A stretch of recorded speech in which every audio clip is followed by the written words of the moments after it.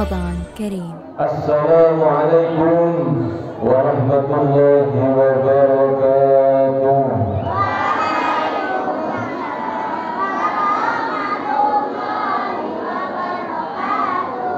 Bagaimana kabarnya anak-anakku sekalian?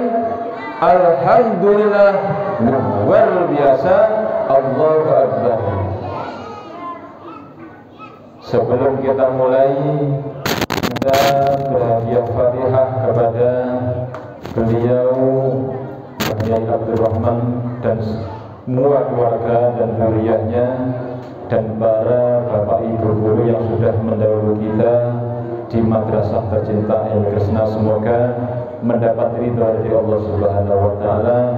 Khusus kepada kita semua, semoga ilmu kita semuanya diberi ilmu yang bermanfaat. Bi barakatil Fatihah. A'udzu billahi minasyaitonir rajim. Bismillahirrahmanirrahim. Alhamdulillahirabbil alamin arrahmanir rahim maliki yaumiddin. Iyyaka na'budu wa iyyaka nasta'in ihdinas siratal mustaqim. Siratal ladzina an'amta 'alaihim ghairil maghdubi 'alaihim waladdallin. Amin. Bismillahirrahmanirrahim. Alhamdulillahirabbil alamin. Assalatu wassalamu ala asyrafil anbiya'i wal mursalin sayyidina wa maulana Muhammadin wa ala alihi wa ashabihi ajma'in, amma ba'd.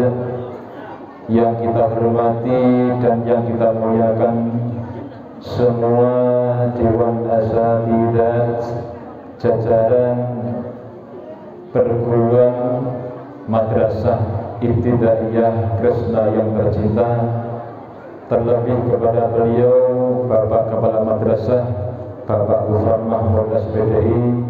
Semoga Bapak Ibu guru semuanya senantiasa diberi kesehatan, mendapat maunah dari Allah Subhanahu wa taala, sehingga bisa membimbing kita, sehingga kita bisa menjadi anak-anak yang ilmunya bermanfaat. Amin Allahumma amin. Kepada anak-anak sekalian mulai kelas 1 sampai kelas 6, baik yang daring maupun yang luring, kita doakan semoga niatan kita mencari ilmu di MI Kresna senantiasa mendapat ilmu yang barokah, manfaat fid dini wa dunya wal akhirah. Amin Allahumma amin. Pada kali ini, hari Senin, kita akan sedikit membicarakan tentang etika di dalam masjid ataupun sebelum datang ke masjid dan keluarnya, dan juga etika kita bertamu. Ini Pak Farid ketimbalan dipundhawuhi agar menyampaikan apa yang menjadi tugas kita, yaitu untuk menyampaikan etika terutama pada masalah di masjid maupun bertamu. Saya bawakan buku atau kitab karena Pak Dene gak hafal. Sebelum kita masalah ke bertamu, adik-adik sekalian, kalian akan mengalaminya ataupun sudah mengalaminya, yaitu adabul khuruji ilal masjid. Jadi sesuatu yang akan kita lakukan sebelum ke masjid, banyak sekali etika-etika yang sudah kita lakukan. Tetapi Pak Farid untuk memberikan dasar agar kalian memahami bahwasanya apa yang saya lakukan benar-benar sudah sesuai. Fa idza faragta min taharatika fasalli fi baitika rak'atay subhi in kana al-fajru qad tala'a. Kadzalika kana yaf'alu Rasulullah sallallahu alaihi wasallam thumma yatawajjahu ilal masjid. Ini adalah etika menuju ke masjid. Ketika kita sudah selesai bersuci, bersuci kita tidak bahas pada hari ini karena itu adalah merupakan pembahasan tersendiri masalah wudhu. Kita sudah menemui bahwasanya kita suci. Setelah suci dari hadas kecil maupun hadas besar, kita dianjurkan untuk berangkat ke masjid. Salah satu etika berangkat ke masjid. Kalau kita rata-rata wudhunya di rumah atau di masjid? Kalau kita wudhunya di rumah atau di masjid? Di rumah. Ada yang di masjid. Yang lebih baik kita wudhu itu di rumah. Apalagi ketika kita sholat di rumah qobliyah sunnah sebelum fardu di rumah, kemudian fardunya kita laksanakan di masjid, maka perjalanan kita mulai dari rumah sampai ke masjid ini dihitung pahala. Sudah bisa diterima? Napa? Tak baleni nggih basa Jawa ben ketok mantep. Nek awake dhewe arep budal masjid, kuwi wudhu saka omah. Paham betul? Paham betul? Kenapa? Nek arep budal masjid, kuwi wudhu saka omah. Kemudian kita menjalankan sholat qobliyah, misalkan adalah Isya. Qobliyah Isya dilaksanakan di rumah, wudhunya nang omah, qobliyah nang omah, kemudian kita berangkat ke masjid, maka perjalanan kita dari rumah ke masjid niki dihitung ibadah. Sak wayang-wayang awake dhewe ndelalah naudzubillah. Sewayang-wayang Allah Ta'ala menjaga nyawa kita dalam keadaan beribadah. Sama halnya ketika kita berangkat ke sekolah. Kita berangkat ke sekolah, wudhu buatan harus berangkat ke sekolah. Karena kita niat mencari ilmu, dan ilmu sendiri adalah ibadah. Jadi ketika dari rumah kita wudhu, bersalaman kepada orang tua, apalagi sholat duha di rumah, berangkat ke sekolah dalam keadaan bersuci. Sakwayah nyalekene opo-opo, awake dhewe pasti diyakinkan adalah orang-orang yang husnul khotimah. Doamu silahul mu'minin. Doa adalah pedangnya orang yang beriman. Lek awake dhewe kuwi iman, berarti ya kudu lengkap lek ndonga. Apa yang telah disampaikan oleh bapak ibu kita, ya dicakne. Buku kuwi lho deloken. Buku kalian lihat. Di situ banyak doa-doa mulai dari A sampai Z. Lengkap. Doane lengkap, wiridane lengkap. Gitu. Pengamalane lengkap, regane murah, ganjarane gede. Kalau itu kita amalkan, itu insya Allah kita akan menjadi orang-orang, anak-anak yang diridhoi oleh Allah Subhanahu wa Ta'ala. Kemudian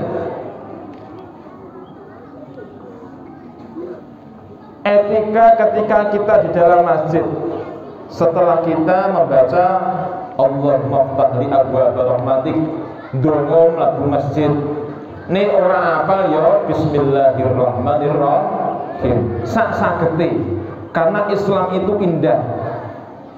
Sak sagete, orang yang jauh dari pemukiman ulama ketika diwajibkan untuk menjalankan sholat, kemudian dia tidak bisa, apakah terus harus bisa seperti apa yang ada dalam kitab? Niku mboten.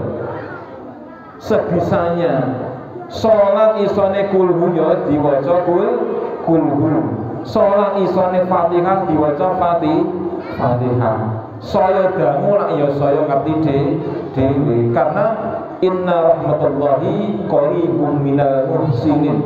Karena rahmatnya Allah itu dekat dengan orang-orang yang menjalankan kebaikan. Nek awake dhewe apik, mbuh piye dalane pasti ada jalan.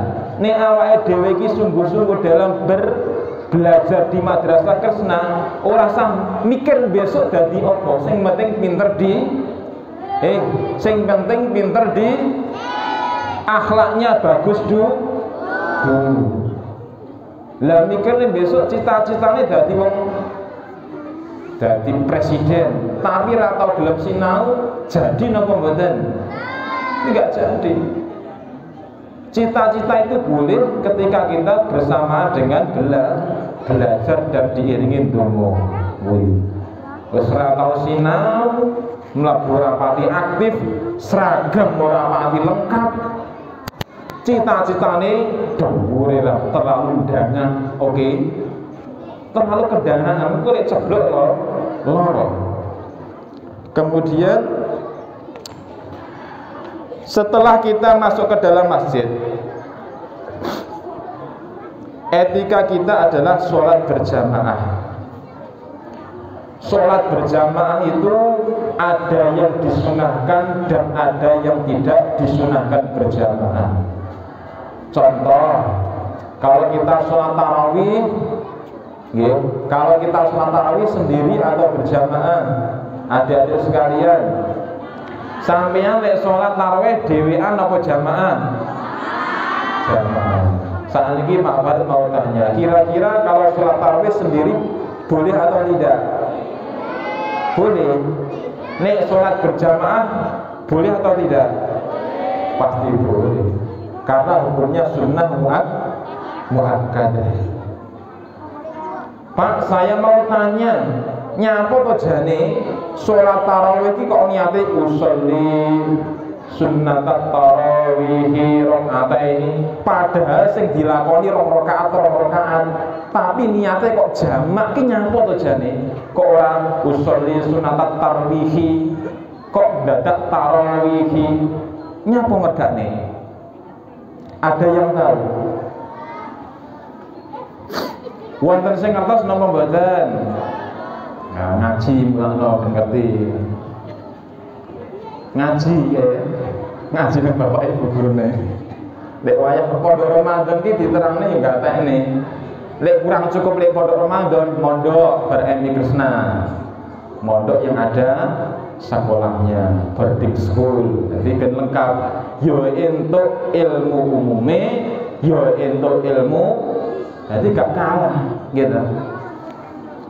Niat at-tarawih karena dilihat dari segi tarawih itu sendiri, karena sholat tarawih adalah sholat yang sangat panjang sekali. Makanya untuk mentradisikan tersebut niatnya dibuat jamaah. Itu aja cukup. Kemudian ketika kita ini masih masalah etika. Jadi ketika kita masuk ke dalam masjid, kaki mana yang terlebih dimasukkan untuk menginjak lantai, adik-adik? Kanan apa kiri? Wis dipraktekna apa dereng? Ngapus ya ora? Boten alhamdulillah. Jadi carane ngeten nggih, nek ten mriki bagaimana cara melepas sandal ataupun sepatu di saat masuk masjid? Jawaban adalah lepaskan sandal kiri lebih dahulu dan letakkan kaki kiri di atasnya. Kemudian melepas sandal kanan dan ditelakkan, kemudian kita di atasnya sandal kanan. Prakteknya piye? Dipir ini. Sampai ke masjid pakai sepatu atau sandal? Apa nyeker? Nyeker. Kulo riyen lek nang mondok nyeker, mergane lek cara nggawe sandal kuwi ilang. Nggih. Jadi ketika kita mau masuk masjid, pas di depan masjid nggih, sandal kita yang kiri dilepas, nggih. Ngertos? Kalian bayangkan, tak praktekne kok gak ketok. Sandal kiri dilepas, kemudian kaki kiri yang sudah melepaskan sandal menginjak sandal kiri, berarti paham ya? Kemudian kaki kanan yang belum melepas sandal itu dilepas, dilepas kuwi dikene dhuwure sandal kan yang kanan. Setelah sudah di atas sandal semuanya, baru kaki kanan masuk dan melangkahkan ke masjid. Bismillahirrahmanirrahim. Allahumma fahli abwaba rahmah. Kesuwen le misale, ya terserahlah dhewe ya. Iki kan babakan ada, berarti nek aku muni terserah ya ora patut lah. Kalau adab tetap disampaikan. Pun bisa menerima, bisa diterima cara masuk ke masjid. Pun nggih. Terus kemudian ketika kita sudah masuk masjid, maka apapun kegiatan kita yang biasa di luar masjid itu tidak boleh dilaksanakan di dalam masjid. Contoh napa? Contohnya sing gawe entuk nang masjid napa? Layon 1, nomor 2. Nomor 3. Napa? Riba. Orang pakai genah. Riba itu apa? Ya pokoknya mana bilang. Kemudian yang nggak boleh lagi adalah main HP.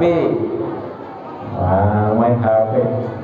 HP itu tidak ada yang tidak kenal. Putrane Pak Farid kuwi umur setahun wis dolanan HP piye mungkin. Didelene. HP iki ya HP lah pokoknya. Kita memegang, memanfaatkan sesuai kebutuhan, tidak berlebihan yang paling penting. Kemudian setelah kita masuk masjid, tidak ada yang namanya jual beli, tidak ada yang namanya berlari-lari, ngerasani, dan kegiatan-kegiatan yang tidak semestinya dilakukan di dalam masjid. Yang masuk masjid langsung sholat 2 rakaat untuk menghormati kepada masjid. Nek sampeyan kuwi ora gelem sholat 2 rakaat tahiyatul masjid, apakah bisa diganti dengan yang lainnya, Pak? Saged napa mboten? Kita tidak sanggup menjalankan sholat tahiyatul masjid, apakah ada solusinya? Wonten mboten? Napa? Membaca kalimat tasbih 4 kali. Padha karo subhanallah walhamdulillah wa la ilaha illallah wallahu akbar. Ping 4 berarti langsung lenggah sampai ke asal sholat 2 rakaat gak apa-apa. Pun bisa diterima. Saged. Nah itu. Kuwi yo ilmu iki. Nek ora karo kula dhewe ra didrone.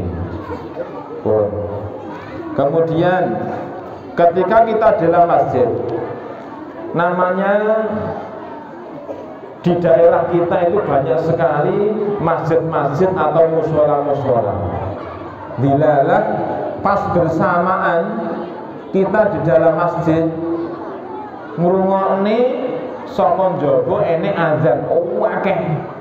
Daerah etan yo azan, daerah kulon yo azan, dari selatan ya azan, dari utara juga azan. Sekarang yang menjadi pertanyaan, apakah azan semuanya itu wajib dijawab? Jawab sito-sito. Saya muni wajib ya. Jawab sito-sito. Jawabannya bagaimana? Tidak. Cukup satu saja. Ini orang azan Allahu Akbar, Allahu Akbar. Sing sijine neh Allahu Akbar, Allahu Akbar. Maka kita memilih salah satu saja. Maka menjawab Allahu Akbar, Allahu Akbar. Cukup satu saja. Nek nuruti kabeh sampai engko lho azan iki enek terus. Gitu. Akhir kasih dosa sholat. Jadi cukup satu saja. Kemudian ketika kalian di tengah sholat wayang membaca Fatihah, ini azan, kemudian kalian wajib menjawab atau tidak? Wajib menjawab napa mboten? Mboten. Sing apik mboten. Nek dene sampean pas Bismillahirrahmanirrahim, Qul huwallahu ahad, Allahu samad, lam yalid wa lam yulad wa lam yakul lahu kufuwan ahad. Enek suara adzan. Pilih cara dijawab, jawabannya hukumnya makruh. Ini enggak boleh dijawab. Gitu. Kemudian ada beberapa hal di dalam masjid.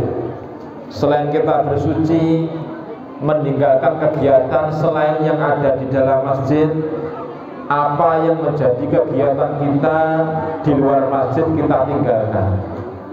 Kemudian di sini ada beberapa hal yang menjadi catatan bagi kita agar sholat kita khusyuk. Halo, mirengnya nama boten? Boleh gak mirengnya tak boleh nih isuk enggak? Gelap diboleh isuk. Hari ini kalian pulang pukul 7, terlambat, mau setengah 8 misalnya. Nah, cara kita khusyuk nomor 1 adalah kalian biar tahu, meskipun kecil harus tahu ya, khusyul qalbi. Hati kita dihadirkan seolah-olah dilihat oleh Allah Subhanahu wa ta'ala. Nek sampean salat ngono iki kelingan teng jawi napa kelingan merasa dilihat oleh Allah? Merasa dilihat oleh Allah atau kelingan jaba? Diusahakan, kadang-kadang ya min. Diusahakan, diusahakan kita seolah-olah dilihat oleh Allah Subhanahu wa ta'ala. Kemudian yang nomor 2 adalah at-tafahum. Apa at-tafahum? Untuk melatih kekhusyukan kita dalam sholat adalah paham artine. Mulakno ngajine sing tenanan. Nek diwayahi umi, diwarai ngaji umi sing tenanan. Ada artinya toh umi? Ada terjemahannya toh? Nah itu. Selain kita menghafal ayat Al-Quran, juga menghafalkan arti-arti artinya. Jadi sholat mau paham karo artinya, pasti kita akan khusyuk. Nek kowe sholat ora paham, ya ora bakal khusyuk, ora ngerti sing dikarepne sholat ki piye. Ketika kita membaca Al-Fatihah, iyyaka na'budu, maka hati kita adalah bagaimana? Hanya kepada Engkau kita menyembah, hanya kepada Engkau yang kita mintai pertolongan. Nek wis apa, wis ngerti artine, ora khusyuk genah gak mungkin. Kecuali wong ra tau sinau, mung apal Al-Qur'an tok, ora tau ngerti maknane, ya isone apal tok. Arep khusyuk kangelan deh. Gitu. Mireng boten? Mireng apa? Kudu ngerti artine. Lah piye carane ngerti artine? Ya belajar sinau karo ngaji. Pak aku ngene iki sak-sak penting aku salat ya sekarang mulai pengene ngono kuwi. Dhewe. Sing penting wis disampaikan. Nomor 3, at-ta'zim. Sholat kita itu harus ta'zim, karena kita menghadap kepada Tuhan semesta alam. Lek sholat yo lengannya panjang, orang kayak kaos. Kadang-kadang bapak ibu kayak kaos partai. Basa Arab cetuk tamune gawe wangi-wangi, basa Arab sholat iki lho. Gitu. Sing lanang gawe serban, gak Pak aku duduk kiai. Gawe serban apa kudu kiai? Tidak. Serban itu sunnah, nggih. Wong nggih serban wah boterang. Kita itu kan orang muslim. Kalau kita disunahkan, ya kita jalankan. Wong mau omong piye urusane dhek penting aku orang seperti itu dan sunah-sunah yang lainnya.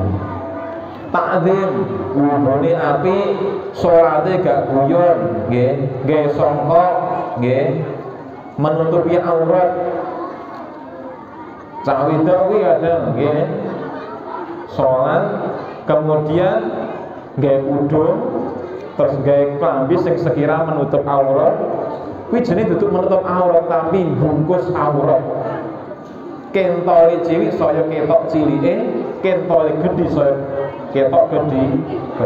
Jadi kudu sing ombrok lek salat kuwi takzim jenenge. Ngapret dingge sujud wek suwek. Diwae wong ade iki sekolah nang madrasah nggih. Berkualitas unggul iki kudu ngekeki contoh, aja malah nyontoh ngono lho, nggih. Kita itu dididik di MI Krishna dijadikan pemimpin. Kita harus mempunyai prinsip saya besok ketika sudah lulus wajib menjadi pemimpin. Oke? Pun Pak aku terno ngene iki ya karepmu. Karep cah itu ada pemimpin bagus, enggak apa-apa. Cah lanang mboten napa-napa. Nek men saya iki gak diowahi wis malah dadi pemimpin sampean. Wajib jadi pemimpin. Karena kita dituntut untuk berdakwah. Lek dakwah kudu masuk pada tempatnya pemimpin. Sing nomor 5 yaitu al-haya. Ketika kita sholat niki merasa dilihat oleh Allah, jadi merasa malu akan dosa-dosa kita. Dosa cilik, dosa gede, lek dielingi ku isin kepada Allah. Jadi ini ganggu niku orang reken awake dhewe. Sahabat Nabi ketika dipanah oleh musuh-musuh orang kafir. Nggih, sahabat Nabi sinten asmane? Sayyidina sinten niku? Ketika tubuhnya dipanah, awake dipanah kuwi dijabut luwur. Akhirnya bagaimana? Beliau sahabat Nabi salah satunya meminta kepada sahabat yang lain, wahai sahabat, nanti nek aku wis salat lagi jabutan, ojo wayah ngene iki. Ketika sahabat tersebut menjalankan salat, Allahu Akbar, bismillahirrahmanirrahim. Ketika sholat, panah yang tertancap di tubuhnya dicabut, tidak terasa sakit. Ini menandakan bahwasanya sahabat Nabi ketika sholat itu saking khusyuke, panah yang tertancap di badannya tidak terasa. Kaya sampean lek kadung seneng karo sesuatu, ora omangan, ora krasa luwe. Saking senenge chattingan, iki wayahe piye lho ora krasa. Sampeyan poso jam 7 isuk teko jam 2 awan, dolanan HP krasa luwe napa mboten? Mboten. Coba kalau kita sholat kuwi renek 10 menit, jajal lek ngerti artine, macane sae, fasih, wudune sae, klambine rapet, nutupi aurat, gawe wangi-wangi, khusyuk berjamaah. Kira-kira kita terasa atau tidak? Pengen sholat mawon, rasane cinta. Gitu.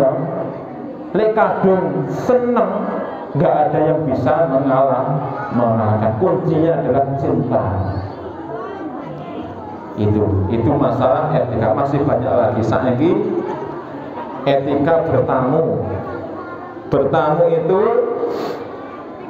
salah satunya adalah mengucapkan salam, menjenguk, mengucapkan salam.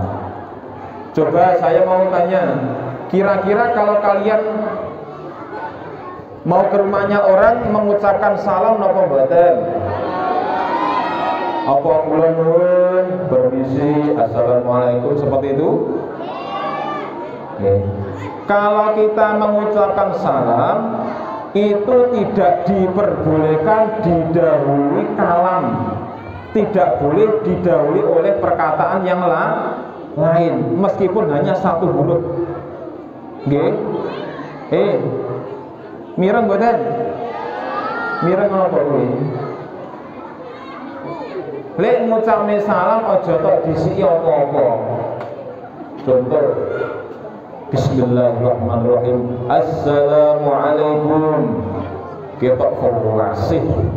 Bismillahirrahmanirrahim. Assalamualaikum warahmatullahi wabarakatuh. Pas napa mboten? Enggak wajib dijawab karena sudah didahului oleh kalam lain. Karena asal sendiri adalah at-tahiyah yang disampaikan untuk orang-orang Islam. Jadi enggak boleh didahului. Kok sampai didahului, maka orang yang mendengar enggak wajib menjawab. Ketika Pak Farid mendengar di suatu tempat gitu enggak jawab, disingkat jawab. Lah ora didhisiki kalam liya berarti kan enggak wajib jawab. Nggih napa mboten? Atau seperti ini. Mohon maaf Bapak Ibu, permisi kami dari kelompok penyanyi dangdut dalam bis akan menyanyikan 1-2 lagu. Assalamualaikum warahmatullahi wabarakatuh. Wajib dijawab mboten? Mboten. Wis enek disike omong. Permisi Bapak Ibu, Assalamualaikum. Orang wajib. Lek dhek wis terserah, sing dhek alhamdulillah dhek. Itu. Kemudian ketika kita bertamu di rumahnya orang lain, kita tidak diperkenankan masuk kecuali sudah diberi izin untuk masuk. Nggih. Lah kok berusukan sampai ndelok mlowok goleki teko mburi. Mboke, lek, lek bolak-balik ngono kuwi kok mburi. Itu sebenarnya enggak boleh. Karena kita belum diberi izin. Kadang-kadang iki yuk iman dia aja golek ra yuk. Yuk. Nang ndi kowe? Kula nuwun. Delalah iki panganane iki enek sing wis mateng. Iki mau yo masak enak ya, masyaallah. Jajal tak tilikan. Wis urung diizini masuk, dadak nyicipi panganan kaya sinten? Iki apa iki? Iki. Kue ya. Nah, itu enggak boleh. Kemudian ada lagi etika bertamu.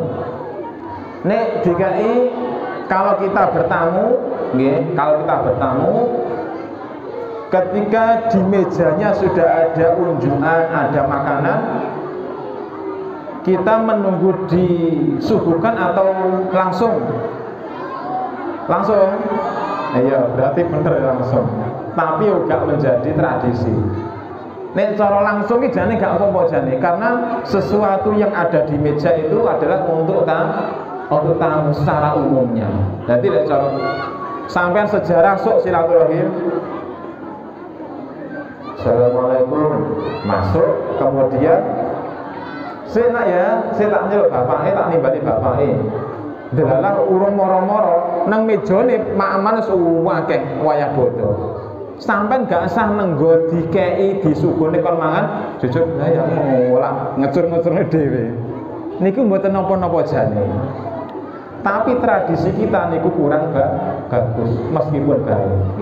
Jadi kita menunggu pemilik rumahnya dulu. Monggo nek niki permene iki jajane, sok lek bodo diterapne. Nggih, tidak berlebihan.